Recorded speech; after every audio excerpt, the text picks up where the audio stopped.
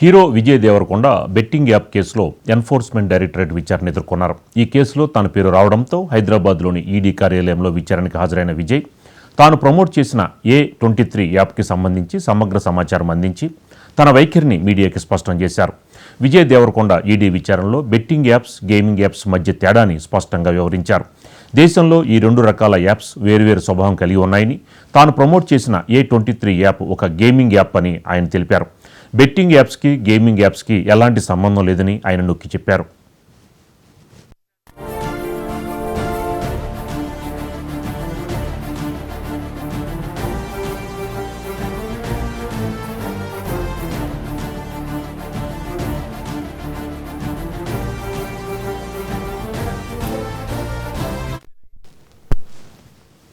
Gaming apps భారతదేశంలోని చాలా రాష్ట్రాల్లో చట్టబద్ధంగా గుర్తింపు పొందాయని, వీటికి జీఎస్టీ, ట్యాక్స్, అనుమతులు, రిజిస్ట్రేషన్ వంటి చట్టపరమైన అవసరాలు ఉంటాయని విజయ్ వెల్లడించారు.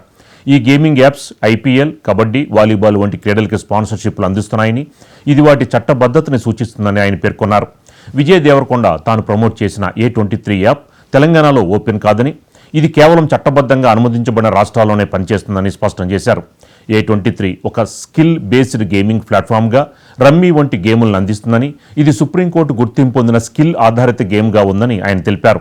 విచారణ సందర్భంగా విజయ్ దేవరకొండ తన బ్యాంక్ లావాదేవీల వివరాలని, A23 యాప్తో చేసుకున్న కాంట్రాక్ట్ వివరాలని, లీగల్గా తీసుకున్న అమౌంట్కి సంబంధించిన పూర్తి సమాచారాన్ని ఈడీకి సమర్పించారు.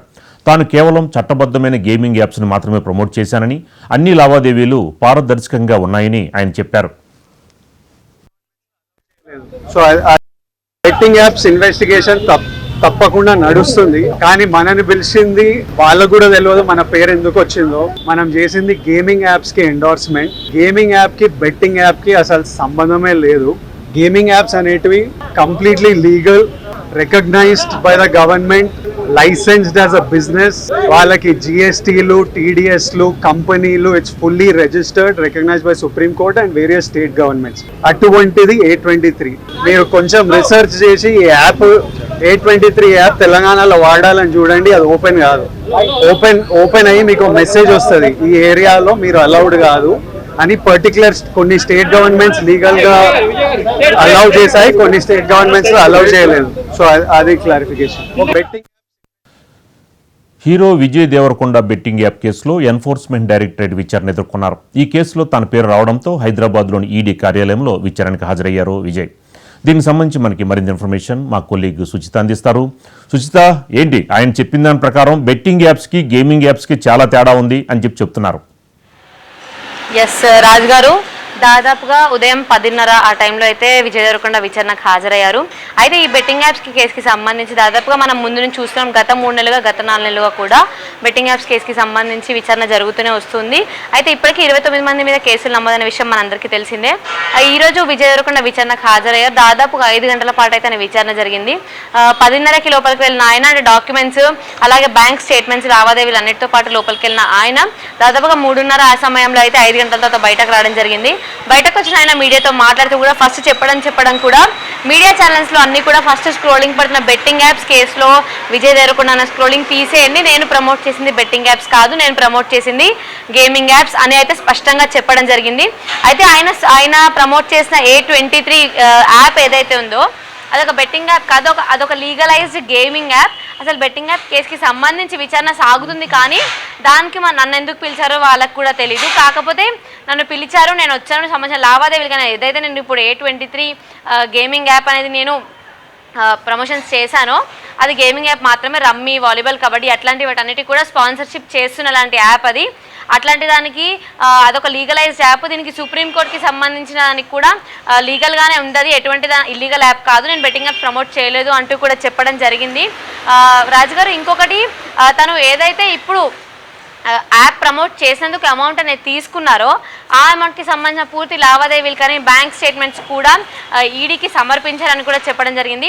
అయితే కొన్ని బెట్టింగ్ యాప్స్ కాకుండా గేమింగ్ యాప్స్ ఏవైతే డ్రీమ్11 కానీ, ఎంపీఎల్ కానీ, ఇది A23 కానీ ఇవన్నీ కూడా కొన్ని రమ్మీ క్రికెట్ అట్లాంటి చిన్న చిన్న గేమ్స్ అనేవి ఆడడానికి ఫోన్లో గేమింగ్ యాప్స్ మాత్రమే అని కూడా చెప్పడం జరిగింది. ఫస్ట్ చెప్పడం కూడా ఫస్ట్ బెట్టింగ్ యాప్స్ అనే స్క్రోలింగ్ తీసేయండి, నేను ప్రమోట్ చేసిన గేమింగ్ యాప్ అని మాత్రమే ఆయన చెప్పారు. అంటే ఇప్పటికే ఈ కేసుకి సంబంధించి ఆయన విచారణలో భాగంగా అయితే పూర్తిగా అసలు ఈ యాప్స్ మీరు ప్రమోట్ చేసిన అవసరం ఏముంది అన్న కోణంలో అయితే ఈడీ ఆయనని విచారించినట్టుగా కూడా తెలుస్తుంది మనకి.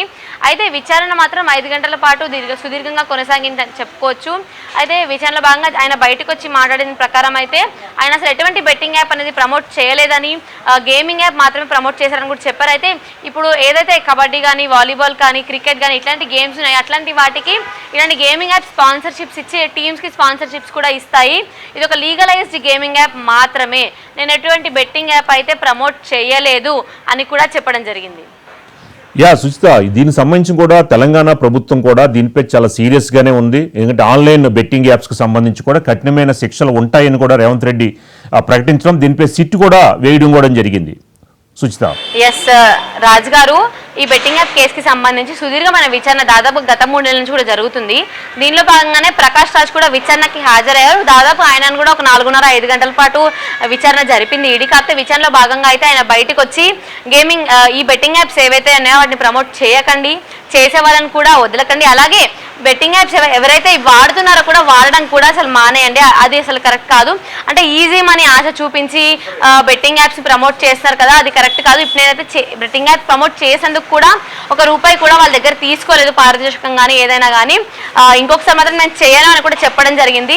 అలాగే ప్రభుత్వం అంటే బెట్టింగ్ యాప్ ప్రమోట్ చేసి తప్పకుండా వాళ్ళకి ఏదో ఒక శిక్ష పడితేనే రేపు పొద్దున ఇంకొకరైనా బెట్టింగ్ యాప్ ప్రమోట్ చేయాలంటే వాళ్ళకి భయం ఉంటుంది. అంటే బెట్టింగ్ యాప్ ప్రమోట్ చేస్తే అది తప్పకుండా ఒక శిక్ష అనేది మనకు పడుతుంది అన్న భయం తప్పకుండా ఉంటే ఇట్లాంటివన్నీ ఇంకొకసారి జరగకుండా ఉంటాయి. ఇప్పటికే చాలా మంది ప్రాణాలు అయితే ఈ ఈజీ మనీ ఆశ చూపించేంత డబ్బులు పెట్టి అవి పోయి చాలా మంది ప్రాణాలు పోగొట్టుకొని కుటుంబాలు రోడ్డు మీద వేసుకున్న కుటుంబాలు నాశనం చేసుకొని చాలా మంది ఉన్నారు. వీటన్నిటికి కూడా వీళ్ళు అంటే ఈ సెలబ్రిటీస్ ఎవరైతే ఉన్నారో వాళ్ళందరూ కూడా బెట్టింగ్ యాప్స్ ప్రమోట్ చేయడం ఒక కారణం అని చెప్పుకోవచ్చు. అందుకని చెప్పి వీళ్ళందరి మీద కేసులను నమోదు చేసి అందరినీ కూడా విచారణకు పిలవడం జరుగుతుంది. సుచిత, మరి దీనికి సంబంధించి ఇంకా ఈడీ మరి దీనికి సంబంధించి సినిమా సెలబ్రిటీస్ని కానీ యూట్యూబర్స్ని కానీ ఏమన్నా విచారణకు పిలిచే అవకాశం ఉంటుందా? ఎస్, తప్పకుండా రాజు గారు. అయితే మొన్న ప్రకాష్ రాజ్ విచారణకు హాజరయ్యారు, ఈ రోజు విజయ్ దేవరకొండ హాజరయ్యారు. అలాగే ఈ నెల 11వ తారీఖు అయితే రాణా దగ్గుబాటి విచారణకు హాజరబోతున్నారు. అయితే ఆయన కూడా లాస్ట్ మంత్ జూలైలోనే విచారణకు హాజరవ్వాల్సింది. కాకపోతే ఆయనకి ఫిలిం షూటింగ్ ఉండడం వల్ల అయితే ఆయన ఈడీకి లేఖ రాసి ఆగస్ట్ 11వ తారీఖు అయితే ఆయన విచారణకు హాజరవబోతున్నారు. అలాగే ఆగస్ట్ 13వ తారీఖు మంచు లక్ష్మి విచారణకు హాజరవబోతున్నారు రాజు గారు. వీళ్ళ తర్వాత ఒక్కొక్కరిగా ఉన్న 29 మందిలో ప్రతి ఒక్కరిని కూడా విచారణకు పిలిచి అంటే బెట్టింగ్ యాప్ కేసుకి సంబంధించి ఎందుకు మీరు బెట్టింగ్ యాప్ ప్రమోట్ చేయాల్సి వచ్చింది, ఎంత పారితోషికం తీసుకున్నారు అన్న కోణంలో అయితే, ఇంకొకటి మనీ లాండరింగ్ జరిగిందా అన్న కోణంలో కూడా ఈడీ విచారణ అయితే కొనసాగిస్తుంది. Right, thank you Suchitha.